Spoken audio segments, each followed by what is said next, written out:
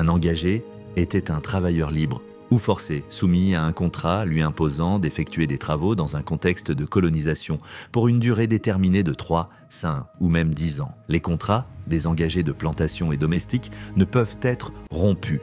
Au XVIIe siècle et au XVIIIe siècle, ils profitaient aux planteurs et propriétaires des colonies britanniques, néerlandaises et françaises qui étaient alors à la recherche de main-d'œuvre. Ce phénomène de l'engagisme engendre le déplacement de millions de personnes à travers la Caraïbe du XVIIe siècle au XIXe siècle. On connaît ce contrat sous le nom d'indenture servant, terme anglais qui signifie servitude sous contrat, même si le terme d'engagisme apparaît bien dans les sources du XIXe siècle. La stratégie pour ces empires coloniaux était alors double: peupler les colonies et y importer la main-d'œuvre nécessaire à leur développement. Les engagés soldats, boucaniers et artisans étaient exploités. Mais les termes engagés de plantation et engagés domestiques donnaient officiellement une couverture légale à une réalité tout autre, plus proche d'une exploitation totale de ces personnes. Elles prenaient la forme d'un contrat qui avait une double caractéristique.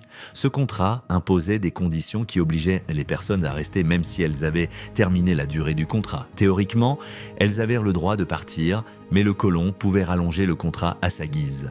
Et deuxièmement, aucune autorité ne contrôlait si les droits des engagés de plantation ou domestiques étaient respectés. Ces contrats étaient injustes et inégalitaires. Ils étaient en plus accompagnés de pratiques esclavagistes. Les vés, les coups de fouet, les meurtres et les amputations de mains ou de pieds étaient monnaie courante. Les colons avaient officiellement des salariés, mais qui étaient en réalité dans une vie quotidienne d'esclaves en termes de logement, de conditions de travail et d'impossibilité de partir. Non pas une impossibilité juridique, mais une impossibilité pratique.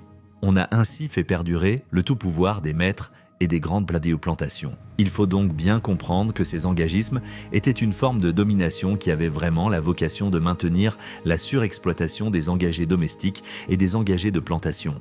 C'était une forme d'esclavage sur l'habitation sans que cela soit un esclavage formel. En 1786, dans les annales du Conseil souverain, à une époque où il y avait encore des engagés de plantation et domestiques de blancs, Pierre-François Dessalles nous donne une vision des engagés blancs de plantation et domestiques. Ils étaient, pour les habitants d'alors, ce que sont et ont toujours été les Noirs de tous les temps. Ils roulaient avec les esclaves et, au châtiment près, étaient traités comme eux. D'autre part, que pouvait attendre d'un tribunal colonial un engagé de plantation victime de cruauté sauvage? Un arrêt du Conseil supérieur du Cap, rendu le 3 mai 1706, va nous édifier sur ce point. Un économe, personne en charge de l'économie de la plantation, avait brûlé les pieds d'un engagé de plantation. Il fut puni de 50 livres à verser aux aumônes et 50 au maître de l'engagé, au total 100 livres. Et l'engagé fut déclaré libre d'aller où il voudra sur ses moignons brûlés, sachant que dans l'Ancien Régime, la vagabondage était puni par de la prison ou de l'engagisme de plantation. Il ne s'agit pas d'un arrêt exceptionnel. Des jugements plus ou moins similaires, tous plus graves les uns que les autres, étaient très fréquents. Rien que dans les textes imprimés relatifs à notre histoire coloniale, il y en a des centaines concernant les engagés blancs de plantation et les engagés domestiques. Aux Antilles françaises et aux Antilles anglophones, les esclavagistes pouvaient se vendre à un engagé de plantation ou un engagé domestique à qui bon lui semblait. Il n'était pas rare que des engagés changent 7 ou 8 fois de maître au cours de leurs engagements. La seconde vague d'engagisme au XIXe siècle, qui arriva après la fin de l'esclavage dans les Caraïbes, s'explique surtout pour une raison politique de fond: permettre au groupe des gros propriétaires terriens sucriers de conserver leur suprématie sur les sociétés caribéennes anglaises, françaises, hispanophones et néerlandophones, en cassant la résistance des travailleurs afro-caribéens, esclaves affranchis, par l'introduction de la concurrence des bras. Après l'abolition du système esclavagiste dans les Caraïbes, le gouvernement français, anglais, cubain, portoricains,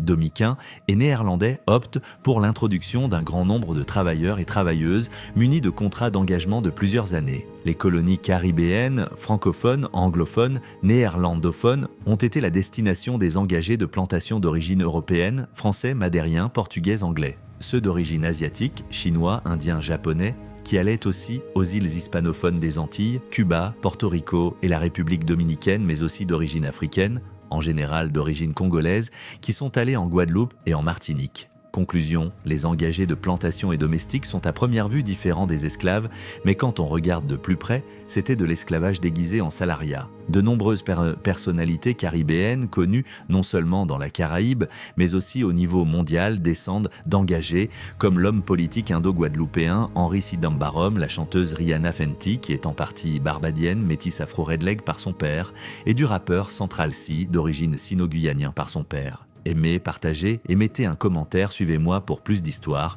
sur les différentes communautés des Antilles.